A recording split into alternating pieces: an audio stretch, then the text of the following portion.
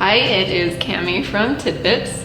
Now with our kitchen finally finished, I wanted to share all about the process for applying Pure and Original Marrakech paint, which is designed to give your walls a concrete or suede-like appearance, similar to what you might imagine really old plaster walls might look like. The results are stunning, and I am thrilled to open up your mind to all the possibilities of helping your walls truly talk.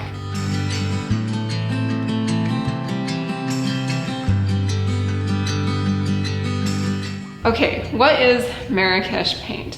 Now, if you haven't heard of Pure and Original Paints, they are a company originating in Belgium, and they created a variety of natural lime and mineral-based paints that each achieve their own unique looks.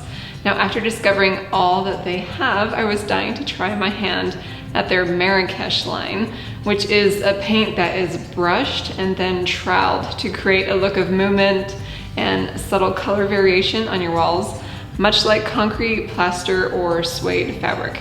I've already wrote a blog post about Pure and Original Paints where you can see several images that highlight the amazing features of many of their paints. If you want to get a really good idea of the possibilities, I encourage you to read that post, which I will definitely link below in the description. Now, one very important thing to know about Marrakech is that the darker the paint color you choose, the more color variation and movement you will see.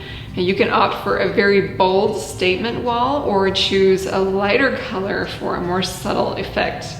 Let's talk about our color selection. Now, while I fully intend on trying some of the darker colors to create some statement walls in our home, particularly for the inside of the pantry and my office when we go to finish those spaces, I wanted this main area that adjoins the kitchen and the living room to feel very light and bright.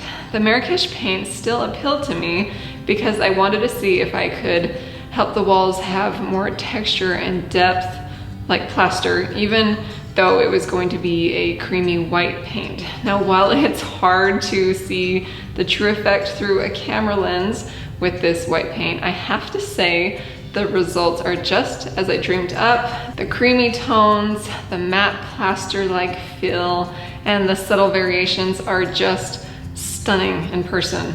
Now, before we moved in, we sprayed and painted the ceiling and about 2 feet down onto the wall with just a standard latex paint. It was the color Chantilly Lace by Benjamin Moore.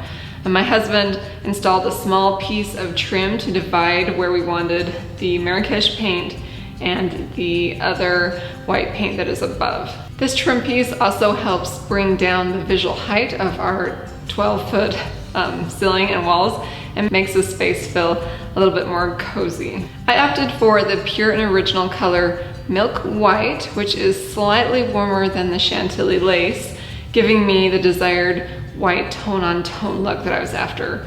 Our doors and trim in this space are also painted with Pure and Original paint, but I was instructed to use a better suited option, which is from their Lichetto line.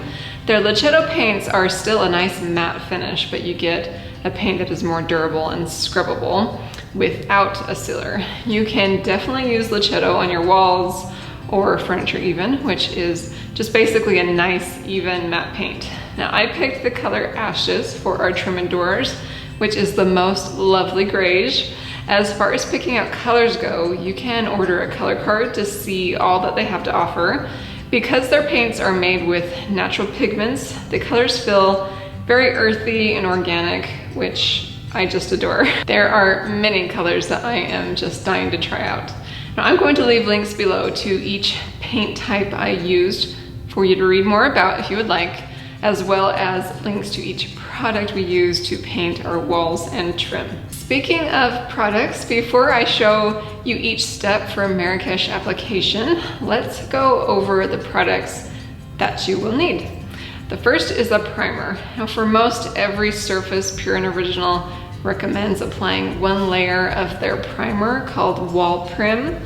It's best to have them tint this the same color as your wall paint. Okay, after the primer, the Marrakech paint is applied, which you should only need one coat of.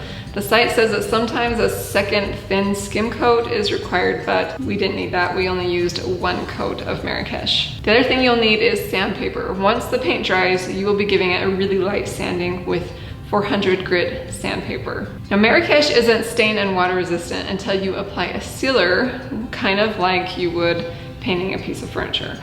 Now Pure and Original has a product called Dead Flat Eco Sealer, which seals your walls and makes them scrubbable, and it leaves a really nice matte finish. You can hardly even tell it's on there.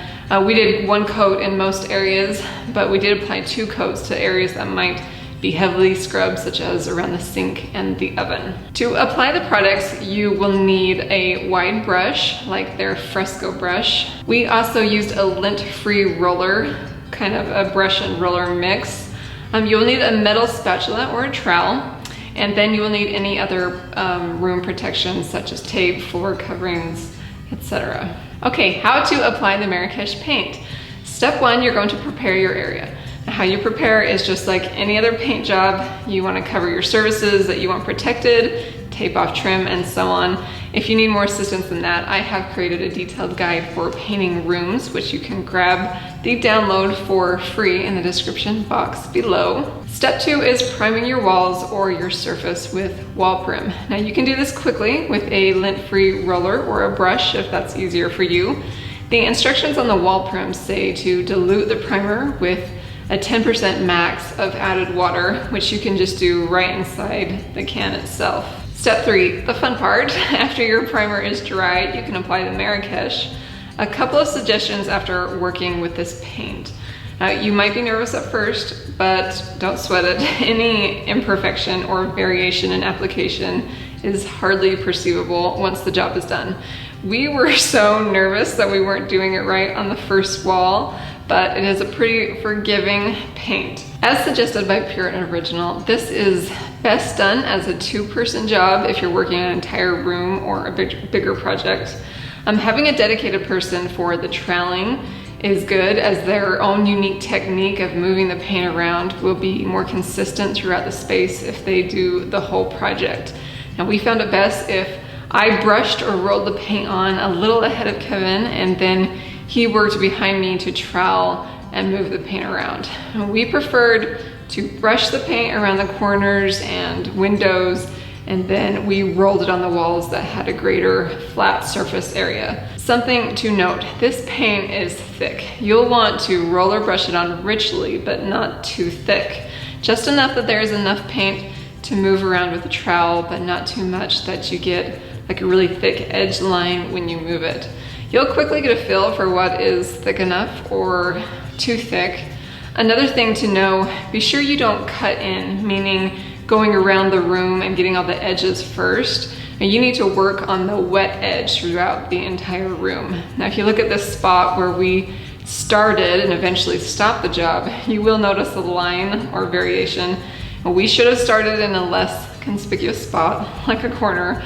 But if you cut in on the edges, you'll get this distinct line once it dries. And then when you come back to try and finish it, you will definitely notice.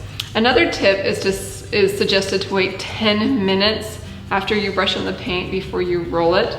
Now we noticed that if we were under a heat vent, the paint was drying too fast. So the ideal amount of time to wait before troweling will really be determined by the temperature and the humidity of your room. You'll quickly get a feel for what is too wet or too dry for when you are troweling. Now when it comes to the troweling technique, just go with your gut. The more movements you make, the more variation in color and texture. Okay, step 4, the easy part, let the paint dry. You need about 6 to 8 hours before it's dry. Step 5 is sanding. I'll be honest, this is messy. Cover everything you can. Block off rooms that you don't want covered in dust. Cover cabinets, floors, and anything else that you don't want to wipe dust off of. But it's the sanding process where you finally start to see how beautiful this paint is. Now, if you want a more concrete look, a light sanding is all that is needed. And you can make it have even more variation in color and sheen, kind of like a Venetian plaster, by taking the metal spatula and polishing the walls. Now, we opted to just sand it as we didn't think it would change all that much with the white color. I imagine your finishing process will be more changeable with dark colors as well. Okay, step 6 just requires a bit of patience. You need to let the paint cure for 7 to 10 days before you seal it. During this time, try not to let your walls get soiled or scuffed. Step 7, finally you can seal your walls with the diluted dead flat eco sealer or any other sealer option from Pure and Original product line. Now they don't recommend rolling the sealer as that can leave too many air bubbles.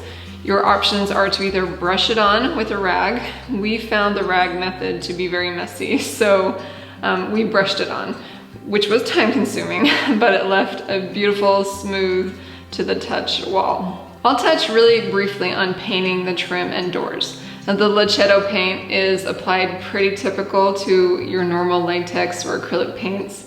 We primed the trim and doors with the same wall prim, and then we let that dry, and then we just brushed or rolled on the Lachetto. There's no sanding or sealer needed for this durable matte paint. Okay, in summary, what do we think of the Marrakesh paint?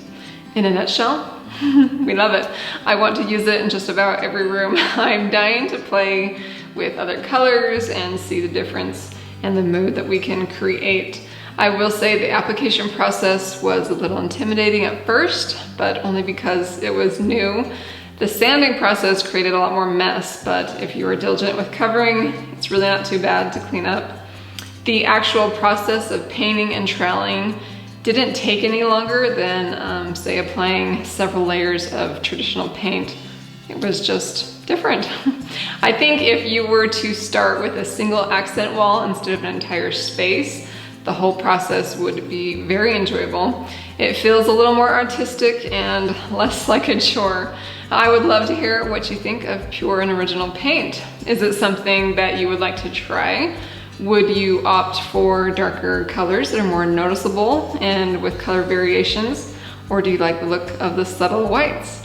Either way, I hope this was helpful and interesting and inspired you to take up a brush. If you haven't already seen it, check out my European farmhouse kitchen reveal and come back for more inspiration for do-it-yourself living. Thank you for watching.